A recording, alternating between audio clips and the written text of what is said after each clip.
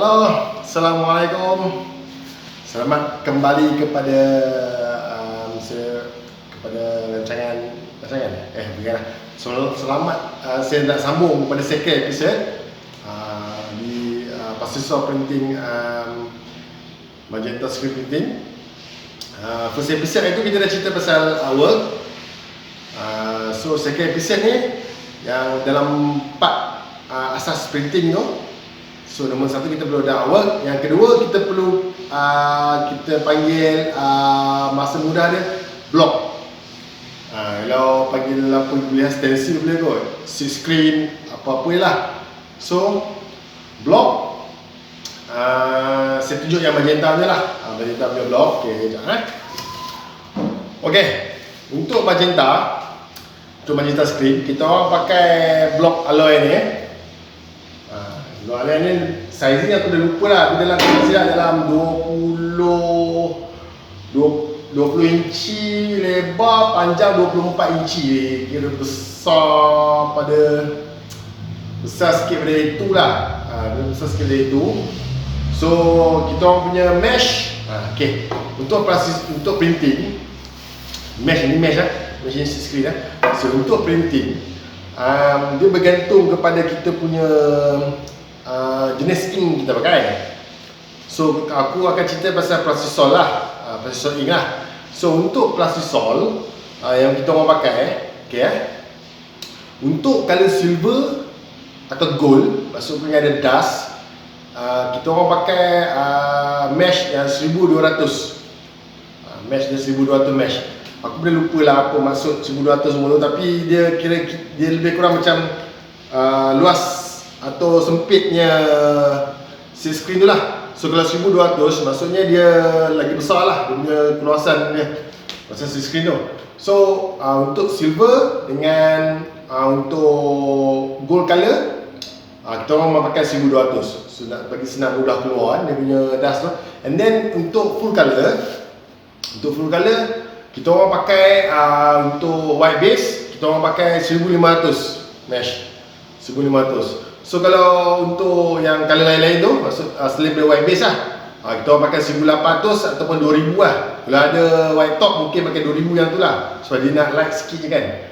So itu bergantung pada bila kita separation design tu lah, dia tengok awal kan, itu pengalaman juga lah.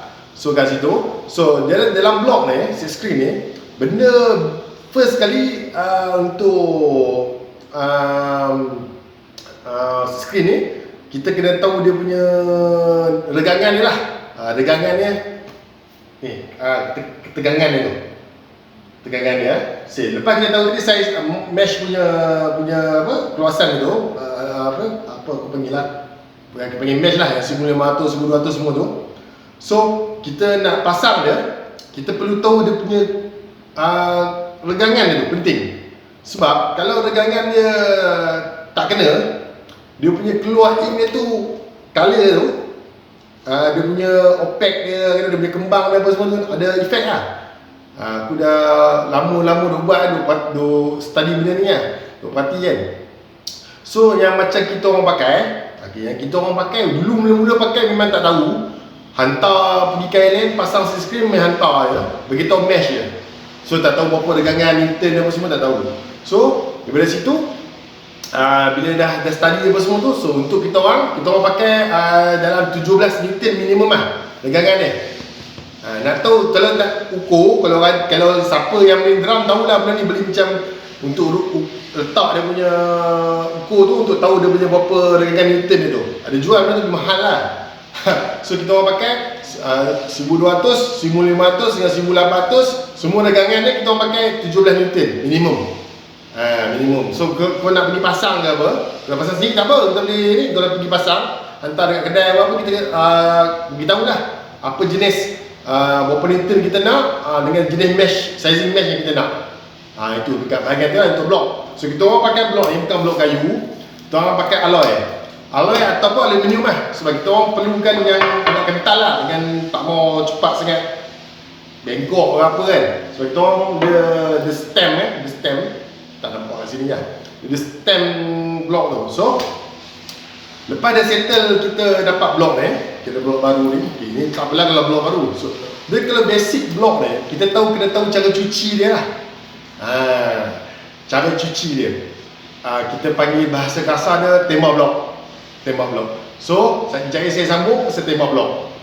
Sebab yang untuk episod-episod yang basic-basic asal ni, saya akan bercerita je dulu. Untuk tunjuk praktikal semua, insyaAllah lagi next ni kita sambung dengan praktikal pula. Okay, so now kita sambung yang pasal cuci blok tu.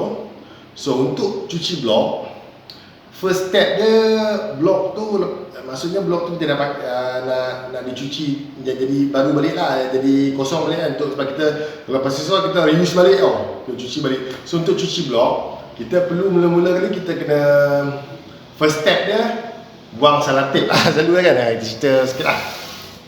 Okay, so kita perlu buang selotip yang kita pakai. Lepas habis buang selotip tu, ambil turpentine ataupun minyak tanah, belilah besar-besar sikit, 5 gallon ke apa, murah sikit. Selalu saya pakai cap jerung dulu, tak ingat lah, tapi itu the best lah, mahal sikit lah. Sekarang saya pakai, lupa lah, aku tak silap cok, sekejap saya pakai cok YB. YB maksudnya tak tahu apa lah, kedai-kedai ramai dia jual lah. So cuci ink yang melekat kat sini tu dengan turpentine dulu. Lepas cuci pakai sponge, cuci semua, and then untuk kita orang lepas tu cuci pula dengan sabun. Sebab bila cuci dengan sabun, kita keluarkan turpentine itu lagi mudah lah. Lepas tu dia punya ghost picture tu lagi, ghost picture ni masuk bekas-bekas design yang lama tu, dia ink yang melekat situ lagi mudah keluar. Untuk kurangkan penggunaan ghost picture remover yang nanti saya akan cerita lah. So bila kita lepas cuci dengan sabun tu selalu kita orang pakai sabun yang untuk dobi, yang boleh besar tu, beli dobi yang RM30 tu, boleh pakai 3-4 bulan kan lah, pun dah habis. Sikit je pakai dia, tonyok, keluar habis semua. Lepas tu baru kita pakai, ini nama dia, kita panggil Photocam CM2044 yang dia jual kat Thailand. Yang bahasa kasar kita panggil stencil remover lah, untuk cuci emulsion yang ada dekat blok. So yang ni pakai dalam, ada dia punya tudung dalam tu. Satu tudung tu pakai satu tub tu, letak air panas, and then letak air sejuk sikit bila suam, kacau, and then boleh pakai lah. So cara nak pakai dia, untuk praktikal nanti saya akan tunjuk, untuk next bisa akan datang. So secara teori dia, kita pakai, ambil sponge, celup, tonyok dekat blok ni. Nanti kita akan nampak pelan-pelan emulsion tu akan keluar. Nampak dia keluar semua, tempat tonyok semua depan belakang cantik. Ambil water jet, tembak dengan air yang agak strong lah, kuat sikit. Tembak sampai habis semua, clear macam ni lah. Ni contoh yang dah clear lah, yang dah cuci kan. So bila cuci, lepas cuci kita keringkan lah. Keringkan tengoklah, kalau korang nak cepat letaklah bawah heater tu, ada belakang heater kan. Ataupun kalau tak ada apa, tak ada nak urgent pun, just letak, tinggal biar tu kering je lah. Ok, itu untuk bahagian cuci blok lah. Ok, after kita lepas tu blok dah settle, kita nak pakai blade blok. Ok, first, kalau kita nak pakai blade blok, kita perlu letak emulsion lah. Ok, untuk emulsion, kita letak emulsion kita orang pakai emulsion yang bukan bancuh siap dengan sensil lah, kita kena bancuh sendiri lah. Kita orang pakai yang ni, ada jual kat KLN, ada punya kod dia, photo code 1636. Nampak? 1636.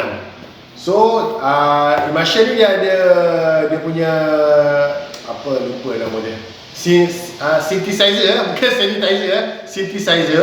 Synthesizer tu perlu dicampur dengan air dalam 1 ml macam tu, and then campur dalam emulsion tu, and then kacau lah, kacau dulu. Untuk praktikal semua nanti saya akan tayang nanti lah untuk dalam tu. And then emulsion tu at least kalau cantik simpan seharian.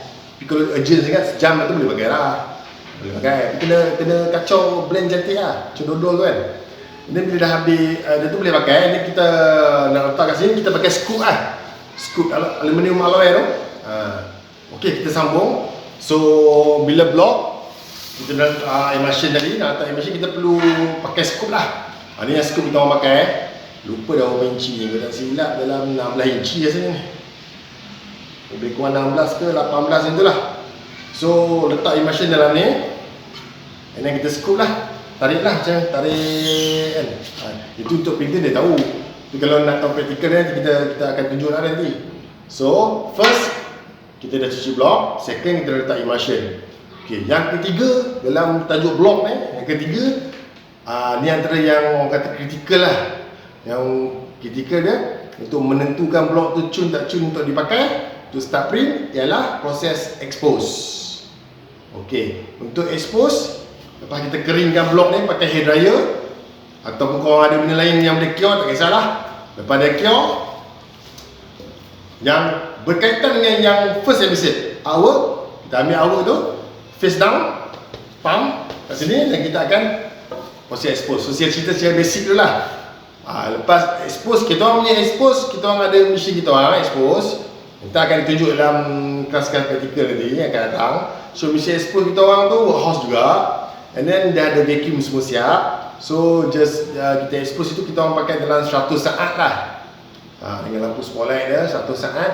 Lepas expose kita pergi yang kedua, dia panggil tembak blok juga. Tapi dia tembak blok yang bukan kasar macam yang first. Ya, expose ni dia tembak blok untuk kita keluarkan design-design yang ikut artwork yang kita nak pakai. So ini contoh. Ni lepas kita expose, kita tembak dengan air. Ni contoh keluar dia lah.